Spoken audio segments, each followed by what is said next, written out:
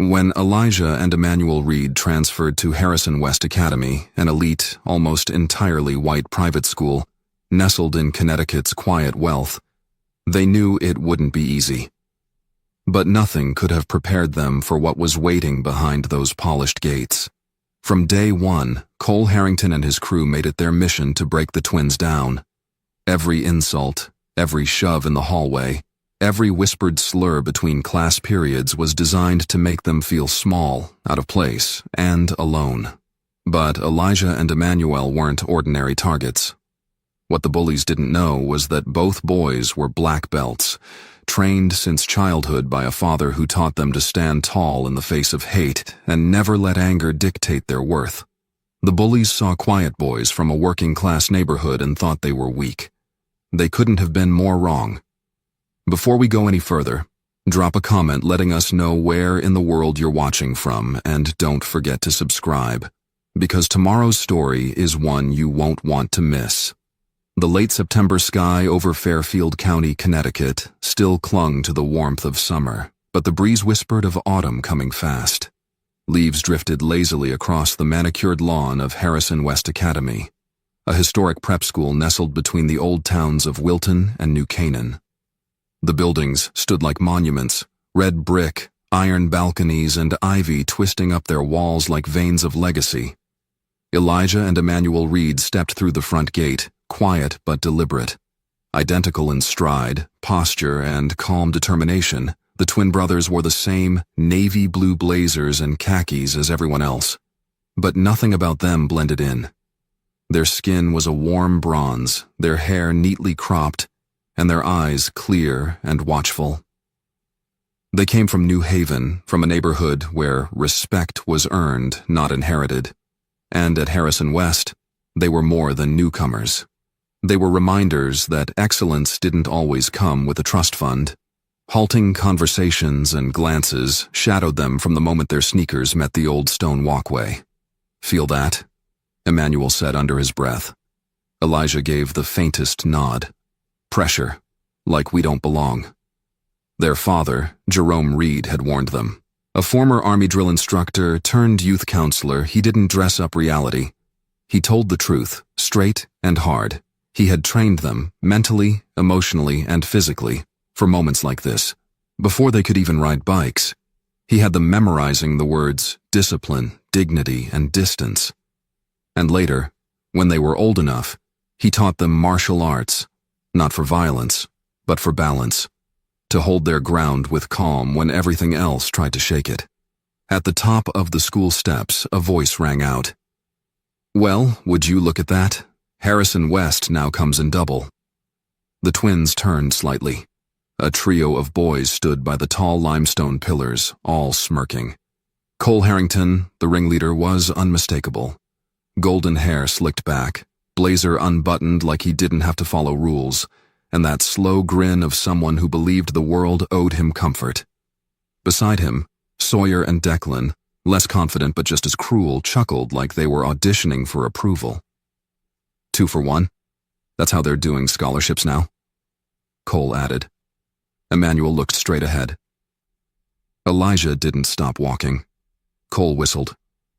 "Tight blazers, boys. Did Goodwill run out of sizes?" Emmanuel's fist twitched by his side. Elijah steadied his breath, his father's voice ringing inside his chest. "They'll poke at your pride. Let them. Pride without control is weakness." Inside the building, the polished marble floor caught their reflections as they passed trophy cases and oil portraits. The school was quiet, but humming. Latin mottos engraved into archways, echoes of old money everywhere. Yet, for all the tradition, there was something hollow in the stairs that followed them. In their first class, the teacher called roll without lifting his head. "Read. Read," he mumbled, already moving on. Between classes, the students parted for them, but just barely. Some brushed against their shoulders. Others pretended not to notice when they blocked their lockers. Every interaction carried the same message. You're not really one of us. The hardest part wasn't the jabs. It was the silence. Teachers looked through them. Other students watched, but said nothing. The social order here wasn't maintained with fists. It was preserved with smirks and avoidance. It didn't take long for Cole to raise the stakes. One afternoon, as the brothers opened their lockers, Cole leaned in with that smirk that always said something ugly was coming. "Didn't realize they let the landscaping crew enroll this year," he said. Sawyer laughed. "Maybe it's a new diversity thing. Teach the help how to conjugate Latin verbs." Emmanuel stared into his locker, fists clenched just enough to feel it. Elijah didn't move. Cole leaned closer. "Hey, I'm just trying to help you boys fit in. You're gonna need a lot more than matching shoes." Still, the twins said nothing. They picked up their textbooks and walked off. That night, over dinner, their father watched them.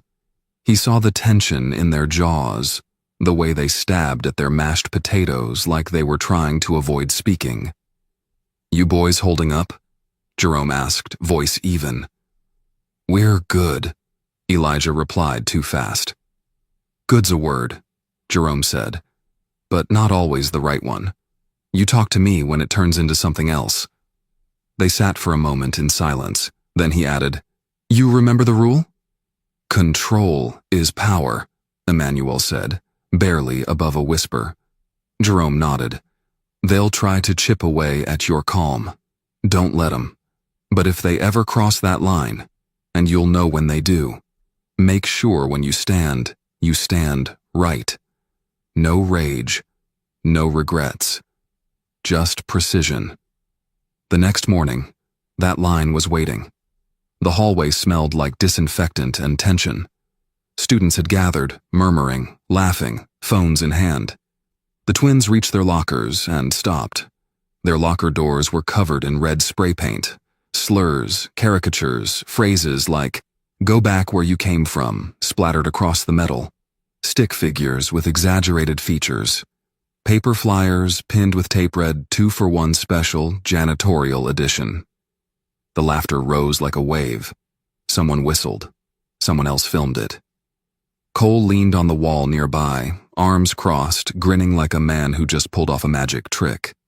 "Morning, gentlemen," he said. "We figured the place needed some color." Sawyer laughed. "Red looks good on y'all." The air went still around them. The crowd waited. For tears, for anger, for anything. Elijah turned to the janitor, Mr. Ellis, a gray-haired man with kind eyes, and asked, "Can we get something to clean this up?" The old man handed them paper towels without a word. As they wiped the lockers clean, the laughter faltered. Cole's grin faded, just slightly. "No more," Elijah said quietly. Emmanuel nodded. "No more." They hadn't shouted. They hadn't swung. But a switch had flipped. The brothers had reached their limit. And beyond that line was a storm no one at Harrison West was prepared for. Because what no one saw beneath those uniforms and calm faces were two fighters, trained since childhood. Not to start battles, but to finish them with the kind of precision you don't teach in prep school. And something told them. The finishing wasn't far off. The locker paint had dried, but the memory of it hadn't. For the rest of that week, Harrison West moved with a strange energy. Some students looked at Elijah and Emmanuel with a mix of awe and unease, like they were waiting for an explosion that hadn't come yet. Others kept their distance, whispering behind cupped hands or ducking their eyes. Cole Harrington and his crew, however, acted like nothing had happened at all. If anything, they were emboldened, moving through the halls with that same careless swagger, as if daring someone, anyone, to challenge them. But the twins had gone quiet, not with fear, but with focus. They carried themselves like a pair of storms gathering in the distance, calm on the outside but ready to strike when the time was right. And it didn't take long for Cole to test the weather. On a Thursday morning, just before first period, the twins were walking across the main courtyard when they heard the familiar snap of mock laughter behind them. Cole's voice rang out, slick and theatrical. "Hey fellas, wait up. Just wanted to make sure you knew today's special in the dining hall is collard greens and watermelon. The chuckles from Sawyer and Declan followed like a bad echo. Emmanuel froze for just a breath, his hand tightening into a fist before he loosened it with a slow exhale. Elijah stepped slightly in front of him, shoulders square, voice even. You think that's funny? Cole raised an eyebrow and gave a lazy shrug. Just trying to lighten the mood. You guys always look so serious. Elijah's eyes stayed on him. Maybe we just don't laugh at things that ain't worth laughing at. Cole smirked but didn't answer. He didn't have to. His audience had already gathered. Students lingering near benches, pretending to tie shoes or check phones, all watching. Later that day, it escalated. During gym class, the coach had assigned everyone to the indoor track for conditioning laps. The twins had just hit their fourth lap when Declan tripped into Emmanuel's legs, sending him to the ground hard. Before he could push himself up, Sawyer muttered, "Careful, wouldn't want to hurt the star recruits." A second later, Elijah was at his brother's side, helping him up silently. Coach Sanders glanced over from his clipboard but said nothing. No warning. No penalty. Just another page turned in the book of tolerated cruelty. That night over dinner, Jerome didn't have to ask. He knew. His sons didn't say much, but the heaviness in their eyes was louder than any complaint. After a long pause, Elijah finally spoke. "They're not stopping, Dad. Every day it gets worse, and no one does anything." Jerome set down his fork and leaned back, his face unreadable. "And you? We've held our ground, like you taught us." "But?" Emmanuel's voice was quiet, but firm. "But they crossed the line days ago. We just haven't responded yet." Jerome studied them both for a long moment, then nodded slowly. "Then you already know what needs to happen. When it's time, don't make a scene. Make a statement. One they won't forget." The next morning arrived cool and crisp. There was tension in the air as if even the birds had chosen silence. Elijah and Emmanuel moved through the courtyard like shadows, focused, steady, prepared. They knew the final straw was coming, and it came faster than expected. Just before lunch, they returned to their lockers and found them once again defaced. This time, it wasn't spray paint but something worse. Polaroid photos taped across the doors, edited with racial slurs and mocking captions. One read, "Future Janitors of America." Another had their faces photoshopped onto prison mugshots. Students gathered quickly, laughing, whispering, capturing videos as if this was just another school prank. Cole stood nearby, arms crossed, smug as ever. "We figured we'd help with your yearbook pics," he said, voice loud, taunting. Elijah and Emmanuel looked at the photos, at the laughter, at the crowd, and then at each other. No words passed between them. None were needed. The decision was already made. As the hallway buzzed with tension and laughter, Emmanuel turned to face Cole. "Take it down," he said, his voice calm but edged with steel. Cole chuckled. "Or what?" Elijah stepped beside his brother, eyes locked on Cole. "You really want to find out?" Cole laughed, but there was hesitation in his eyes now, the kind that shows up when someone realizes they may have gone too far. He reached out and shoved Elijah's shoulder. "Why don't you two take a hint and go back to wherever it is you came from?" In one swift motion, Elijah caught his wrist and twisted, not hard enough to break, but firm enough to make Cole gasp. In the next breath, Emmanuel swept his leg behind Sawyer's and sent him sprawling across the polished floor, books and laughter falling silent. Declan lunged, but Elijah sidestepped and caught him with a precise shoulder to the chest, sending him tumbling backward into a row of lockers. The hallway erupted, not in laughter, but in stunned silence. Phones were now recording, but not for amusement. This was something else. This was justice, long delayed. Security was called within minutes, but by the time they arrived, Cole was sitting on the floor clutching his wrist, Sawyer groaning, and Declan blinking back disbelief. The twins stood tall, backs straight, breathing steady. When questioned, Elijah simply said, "We defended ourselves." Nothing more. That afternoon, they were called into the headmaster's office. Mr. Wallace, a gray-haired man with a Harvard ring and an uncomfortable smile, sat across from them, flanked by two assistant deans. "We're placing you both on temporary suspension while we investigate," he said, avoiding their eyes. "This is protocol." Elijah asked one question. "Did you suspend them when they spray-painted our lockers?" Silence.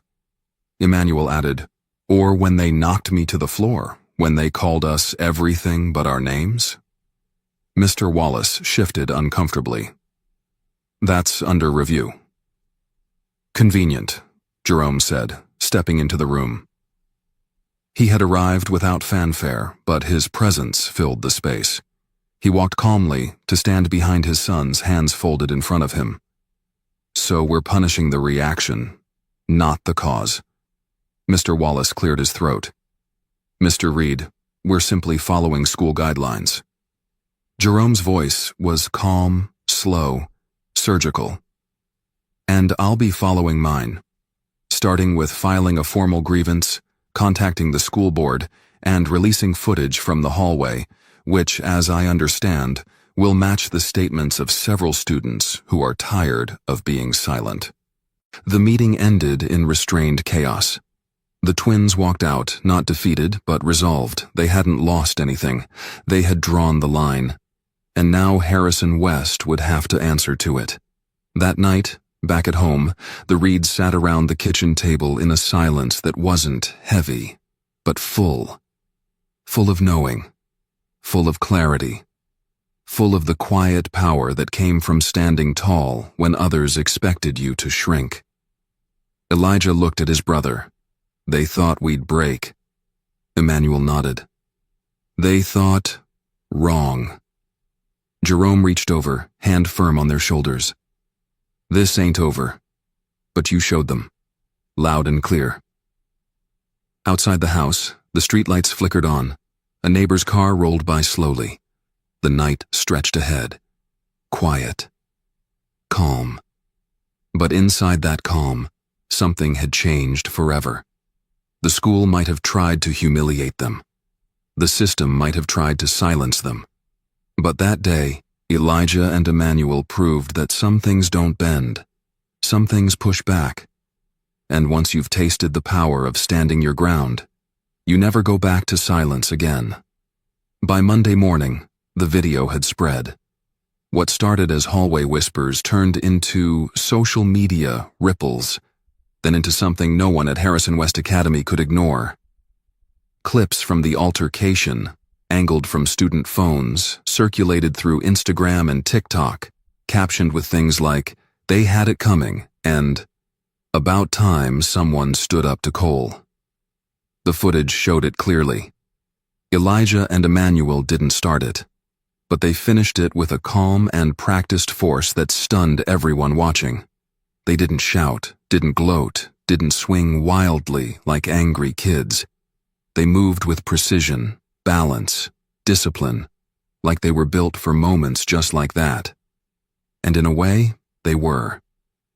For the first time, the narrative started to shift.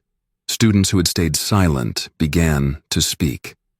A sophomore girl named Maya wrote a post on the school's internal forum describing how she'd seen the harassment unfold for weeks, how teachers ignored the signs, how the twins had endured what no one else would have tolerated. Her post got over 200 comments, most in support. Others followed. A student from the debate team recounted how Cole once erased Elijah's name from a sign-up sheet and laughed about it in front of the whole class. Another girl from AP Bio admitted that she'd witnessed Declan shove Emmanuel into a locker 2 days before the fight. The dam had broken. And with every testimony, the silence that had protected the bullies started to crumble. At home, Elijah and Emmanuel sat at the kitchen table, surrounded by statements of support and copies of the school's code of conduct that Jerome had printed and highlighted in red.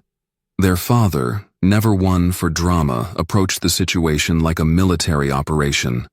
He had already contacted the NAACP chapter in New Haven, filed a formal complaint with the Connecticut Department of Education, and reached out to 3 local news stations. Not to embarrass the school, but to shed light on the kind of slow, quiet injustice that too many places were still allowing to grow in the dark. On Tuesday afternoon, while the twins remained on suspension, Jerome received a call from the office of Dr. Evelyn Hart, chair of the school board. She requested a meeting, not over the phone, but in person. Jerome agreed. He showed up that Thursday with his sons at his side, dressed not in suits, but in neat slacks and ironed button-down shirts, the same way he had dressed them since they were children. He taught them that dignity didn't need to shout. It just needed to be worn with pride. The board meeting was held in a long oak-paneled room that smelled of lemon polish and old leather. Dr. Hart sat at the head of the table, surrounded by 6 other board members. Most looked serious. A few looked uncomfortable. One older man with thinning white hair and a Yale lapel pin barely lifted his eyes. Dr. Hart opened the discussion with calm authority. We've reviewed the footage, read the statements, and spoken with multiple students and faculty. The picture we've received is troubling. Not just the incident last week, but what led up to it. She folded her hands. We owe your sons an apology. Jerome didn't blink. Apologies are words. We're here for action. Dr. Hart nodded. Agreed. She turned to the rest of the board. Effective immediately, the Reed's suspension is lifted and expunged from the record. Mr. Harrington and his associates will face disciplinary action, including probation and community service. Furthermore, we're initiating a formal review of our internal policies regarding student conduct, teacher oversight, and reporting mechanisms. We have failed our own standards. That ends now. Jerome thanked them without fanfare. The twins said little, but their silence wasn't from fear, it was from strength. They knew this wasn't the end. It was only the beginning of a different kind of fight. When they returned to school the following week, something was different. The hallways didn't feel heavier, they felt clearer, like a fog had finally lifted. Some students smiled. Some nodded. A few still looked away, unsure how to react. But no one whispered. No one blocked their lockers. Cole, Sawyer, and Declan kept their distance. Their swagger had vanished. They walked like boys who had been seen for who they really were, not leaders, not elites, but cowards hiding behind a system that no longer shielded them. But the real reckoning came on parent-teacher night. The Reeds were there, walking the halls with quiet dignity. Jerome spoke calmly with teachers, asked precise questions, and made it clear that his boys were not alone. Across the room, Cole's parents arrived late, tight-lipped and red-faced. Mr. Harrington barked at the assistant principal over something about how this should have been handled privately. But it was too late for privacy. Truth, once revealed, doesn't crawl back into the dark. Later that evening, outside the school gym, Cole's father confronted Jerome in the parking lot, his voice sharp with a bitterness that had nowhere else to go. You think this makes you better? Think you've won something? Jerome turned slowly, his voice low and clear. I didn't come to win. I came to protect. That's what fathers do. And with that, he walked away, his sons beside him. By the end of the semester, a new student committee had formed, Student Voices. It included representatives from every background and was tasked with giving students a place to report injustices and be heard. Emmanuel was elected co-chair. Elijah joined the school's martial arts club as an instructor, helping train younger students in self-defense and discipline, just like his father had taught him. One afternoon in spring, as the cherry blossoms bloomed across the quad. A freshman boy approached the twins as they sat beneath a tree. He looked nervous, shifting his weight. I wanted to say thank you, he said. I saw what happened. I didn't say anything back then. I should have. I won't stay quiet next time. Emmanuel smiled softly. You don't owe us anything. Elijah added, but if you ever see someone getting pushed around, speak. That's how things change. When they walked across the stage at graduation the following year, the auditorium erupted. Jerome stood in the back, his hands in his pockets, tears held tight behind proud, still eyes. Not because his sons wore medals or honors cords, though they did, but because they had walked through fire and came out with their heads high, their dignity intact. What started as a fight in a hallway became something much larger. It became a mirror held up to a school, a community, a system. It became a call to courage for those who had stayed quiet too long. And it became a memory carved deep into the heart of two young men who learned, not just how to endure, but how to rise. Because Elijah and Emmanuel Reed weren't just boys from New Haven who earned a scholarship. They were the kind of young men who reminded the world that strength doesn't always shout, and justice, though delayed, always comes for those who refuse to bow. And Harrison West would never be the same again.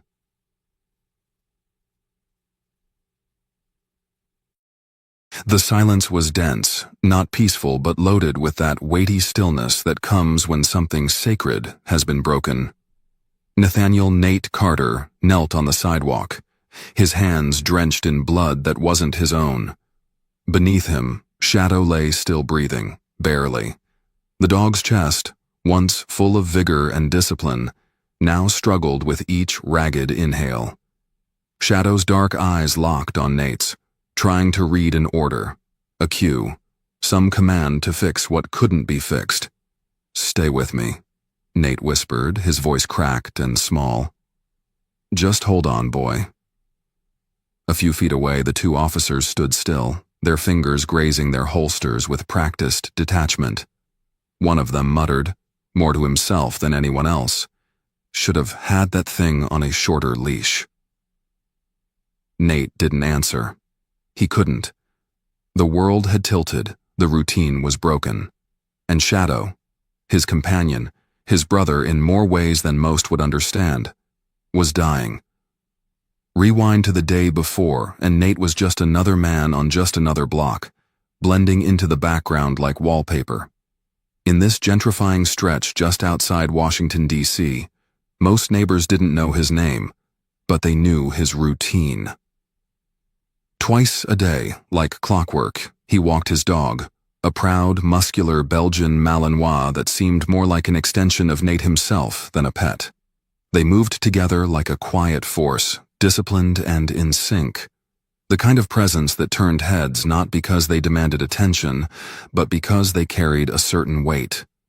Most called him the dog guy. But no one knew the full story. No one knew that Nate had once been part of the most elite protection detail in the country, a covert arm of the Secret Service tasked with impossible missions in impossible places. He wasn't supposed to be a hero. In fact, he was never supposed to be seen. But in Kabul, years ago, he had pulled the President of the United States from the ruins of a smoking motorcade, shielding him from a second wave of attack. Shadow had taken down the would-be assassin before he reached the extraction point. Together, they'd defied odds that should have left them in body bags. The photos were never released. The mission, redacted from every public record. The only thing Nate kept was the dog. After retiring, Nate had withdrawn from the noise. No accolades. No interviews. No thank you speeches. He chose peace. Or at least what passed for it.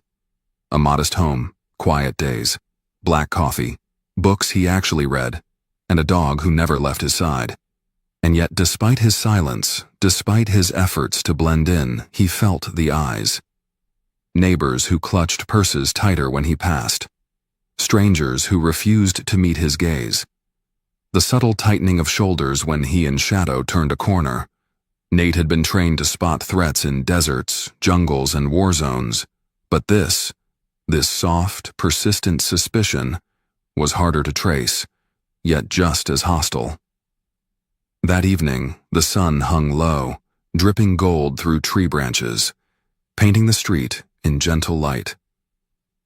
It was supposed to be one of those quiet end-of-summer walks, Nate in a faded jacket, Shadow at his side, until the cruiser rolled around the corner. Even before it stopped, Nate felt it. That change in pressure like a storm was coming.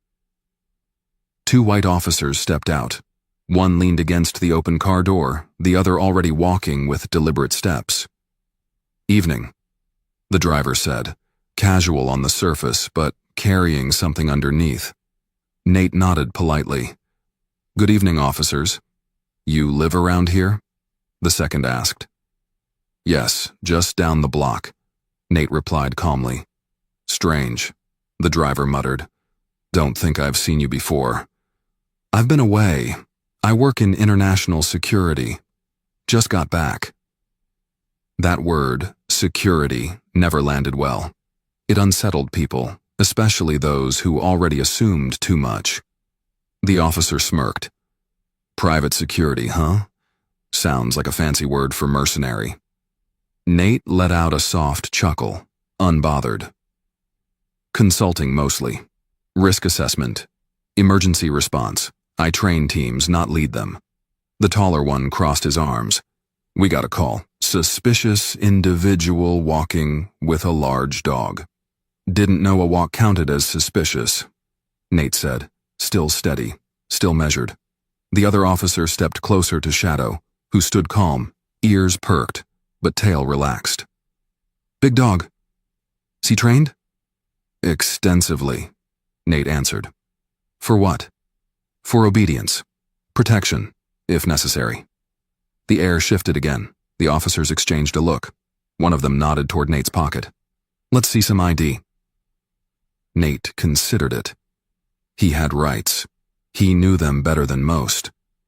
But rights don't always protect you. Not when the men with guns have already decided how the story ends. So he moved slowly, deliberately, his voice low. "Sure." As he reached for his wallet, Shadow moved slightly with him, just enough to draw attention. "Watch your dog," one officer snapped. "He's fine," Nate said. "He's trained to mirror me." They weren't listening. They didn't want calm. They wanted control. Nate handed over his ID. The officer barely looked at it before gesturing toward the car. "We're going to need to ask you some more questions." "I've answered enough," Nate replied. "Then you won't mind coming over here." "I do mind. I haven't done anything wrong." That was it. The line. The shorter officer took a step, his voice sharp. "Turn around and put your hands behind your back." Shadow shifted again, more alert this time, instinctively placing himself between Nate and the threat. A growl rose.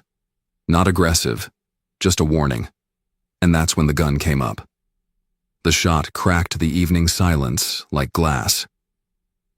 Shadow dropped instantly.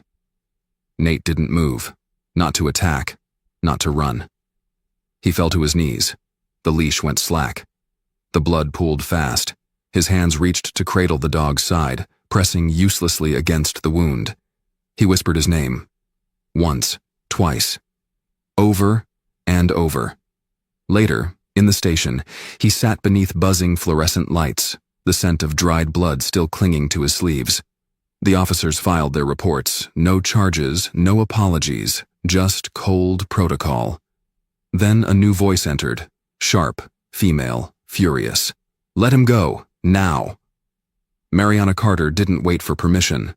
She was all fire and steel, a federal prosecutor in heels and a tailored suit, storming into the room with authority no one dared challenge. "You shot his dog and arrested him for what? Walking while black?" Her voice cut through the room like a blade. Nate didn't speak until they were outside. The stars overhead blurred. His voice was low. tired. They didn't even look at him. He was just a threat. Mariana touched his shoulder. We'll file complaints. I'll call in favors. Nate shook his head. They'll bury it, like they always do. Back home, he sat alone beside the empty bed where Shadow used to sleep. The collar still smelled like him. He ran his thumb along the worn leather, each scuff a memory. The first mission. The night Shadow alerted him to a tripwire. The time he pulled Nate out of the rubble. They hadn't just killed a dog. They'd killed the last part of his old life that still made sense. The next morning, Nate stood in the mirror, his reflection calm but unreadable. He picked up the collar and wrapped it slowly around his hand. It felt like a weapon, or a promise. They didn't know who he was, but they would. And this time, he wasn't going to disappear quietly. The morning after Shadow's death, the neighborhood was eerily silent, as if the trees and houses themselves were holding their breath. Nate Carter sat in his kitchen, untouched toast cooling beside a steaming cup of black coffee he hadn't sipped. His fingers moved slowly over Shadow's collar, running along the rough leather, the metal tag still clinking faintly. Everything in his home was in its place. The books arranged by subject, the floor swept, blinds half-drawn as always, but it no longer felt like home. It felt like a memory someone had forgotten to close the door on. Mariana had called 3 times since sunrise. Each time he let the phone ring until the screen went dark. He didn't have the words yet, not for her, not for anyone. What he did have was clarity, a kind he hadn't felt since his last deployment. Clarity is dangerous in a man trained to fight, but in a man who has already given everything once and lost what little he had left. It's a flame. That evening, Nate sat in the shadows of a small bar on the east side of town, nursing a club soda, eyes fixed on the man laughing near the end of the counter, Officer Roberto Hayes. Roberto, one of the two who had stood over Shadow's body like it was trash in the street, now sat with his back to the world, carefree, as if the incident had never happened. He slapped the bartender on the back, flirted loudly with a woman half his age, downed shots like someone who believed the law would always shield him. Nate had been watching for 3 days. Roberto kept the same habits. Drank too much.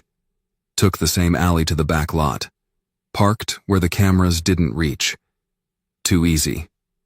But this wasn't about violence. Not yet. It was about fear. A reminder that not all men could be stepped on without consequence. When Roberto stumbled out the back door just after midnight, Nate was already there, leaning against the bricks. Hood pulled low.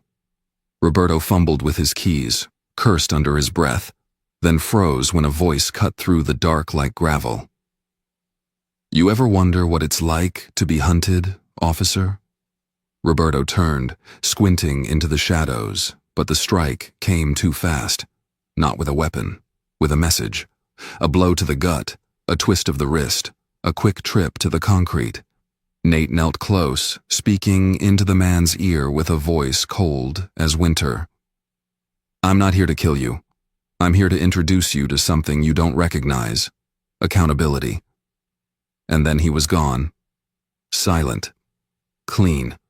Leaving only bruises and fear behind. The next morning, the news made its quiet rounds in law enforcement circles. An unknown assailant had attacked an officer. No cameras, no witnesses.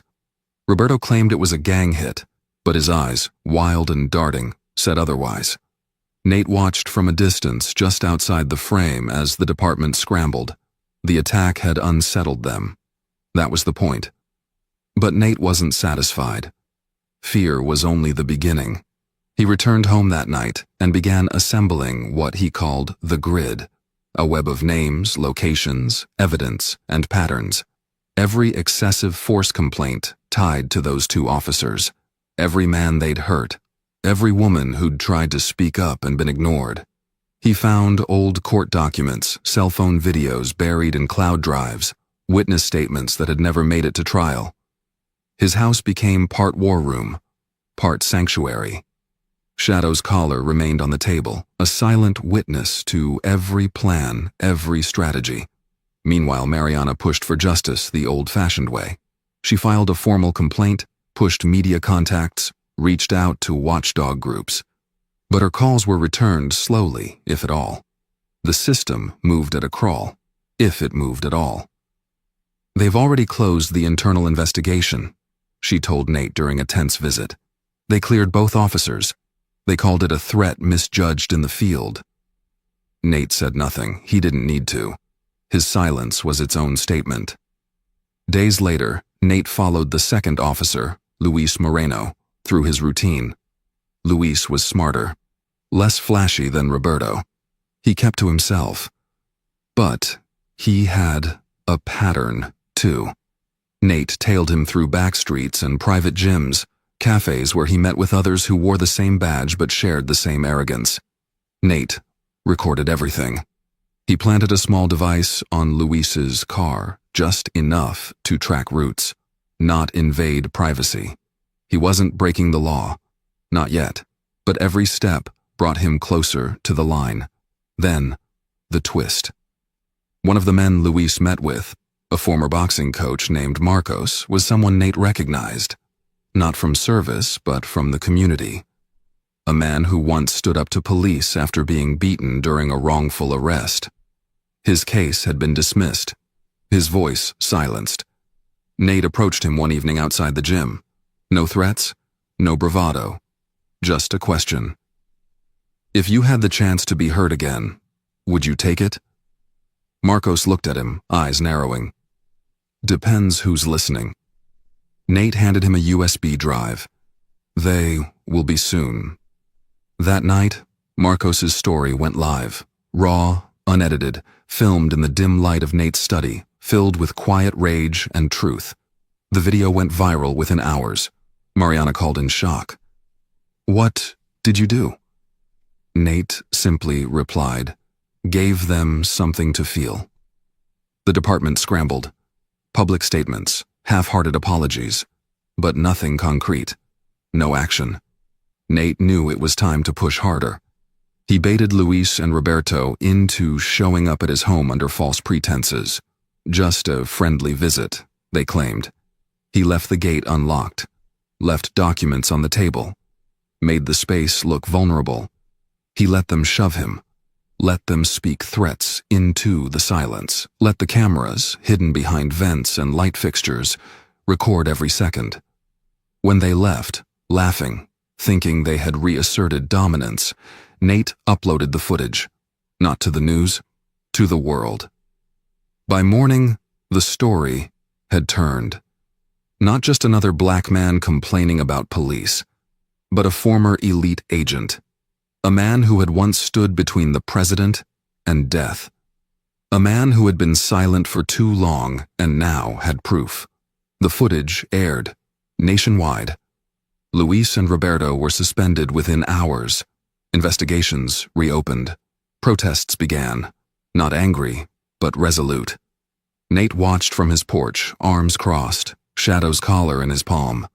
When Mariana arrived, tears in her eyes, she didn't speak. She didn't need to. She stood beside him, shoulder to shoulder. They had both chosen different paths to justice. But now, for the first time, those paths had met. This world had changed in a matter of days.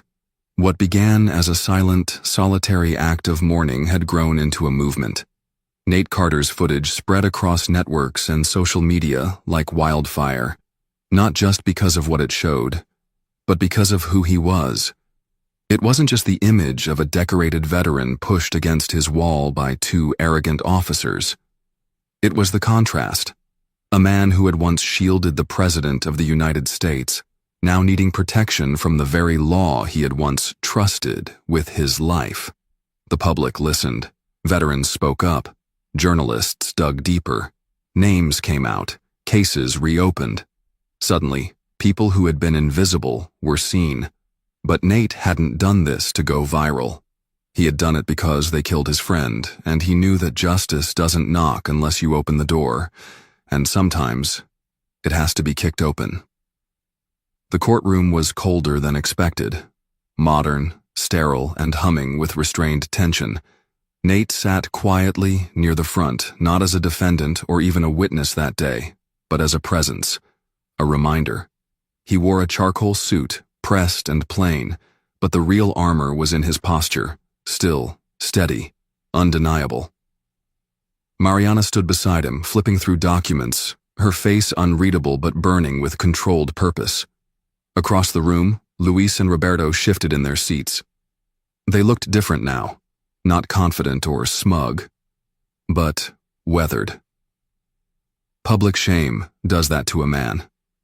When their names were read aloud and charges listed, unlawful conduct, abuse of power, civil rights violations, they flinched.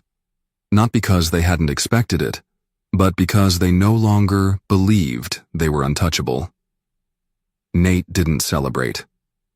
This wasn't victory. This was accountability. A first step. Justice, in his experience, was rarely swift and never clean. It was a series of heavy, painful corrections dragged across weeks, months, years. But this was something. It was happening. When the judge called for a recess, Nate stepped outside, letting the sunlight touch his face. The crowd outside the courthouse cheered when they saw him, and he nodded politely but didn't raise his hand. He wasn't there for applause. He was thinking of Shadow, how his ears would twitch when the wind shifted, how he would sit perfectly still beside Nate at any public gathering, like a soldier awaiting orders. He felt the absence like a hole in his chest, but the warmth of that memory, even in sorrow, grounded him. Later that evening, back home, Nate sat in his study and opened an envelope that had been delivered quietly earlier that day. Inside was a formal letter, stamped with the seal of the United States government. A commendation, belated but sincere, recognizing his actions years ago in Afghanistan during the mission that had saved the president's life. The letter closed with a line that read, "We regret that this honor comes so late. Some heroes serve in silence. Others rise when called upon again." Nate set it aside. He didn't need medals. He never had. But there was something poetic about receiving that letter now, after everything. That night, Mariana joined him for dinner. They ate in relative silence, two people finally breathing easier. She looked around the house, noting its sparseness. "You've never changed this place much," she said. Nate smiled faintly. Didn't feel the need to. Shadow didn't mind. Her expression softened. "What are you going to do now?" Nate leaned back in his chair. "There's something I've been thinking about." 2 weeks later, in a quiet corner lot just outside the city, construction began on a modest facility. Nothing flashy, no signs screaming patriotism or vengeance. Just a clean, functional space with open grounds and reinforced training areas. It would be a center for training service dogs, real ones, for veterans suffering from trauma, for first responders recovering from injuries, for those who needed more than therapy. It would be named the Shadow Program.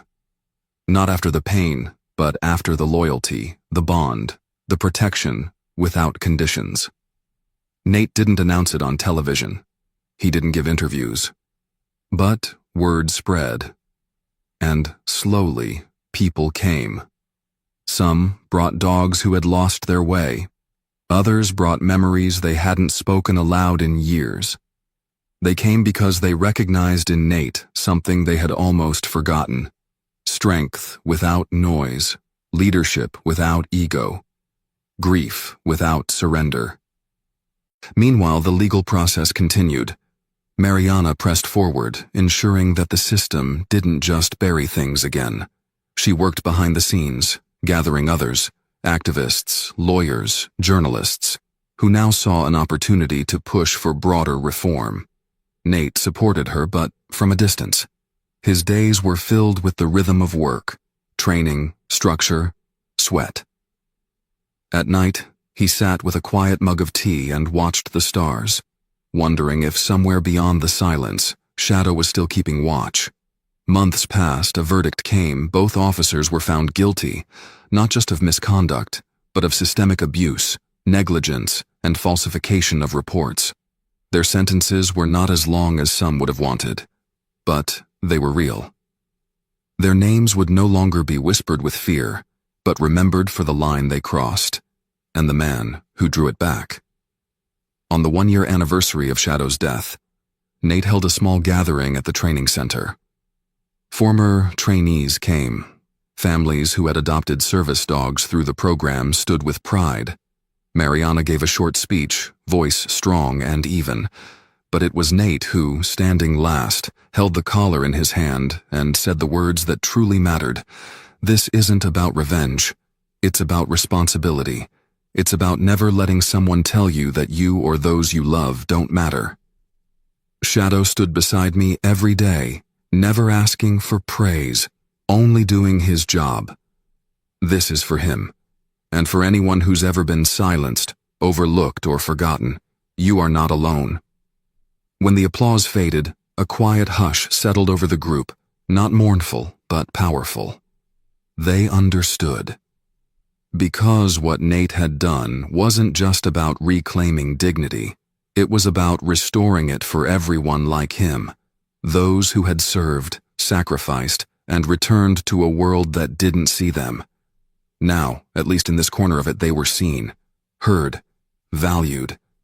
As the sun dipped low and the sky turned the soft orange of closure, Nate walked the outer grounds of the center. A new pup trotted beside him, ears too big for its head, eyes full of promise. He wasn't replacing Shadow. No one ever could. But he was opening the door again, to healing, to purpose, to tomorrow. And tomorrow was waiting.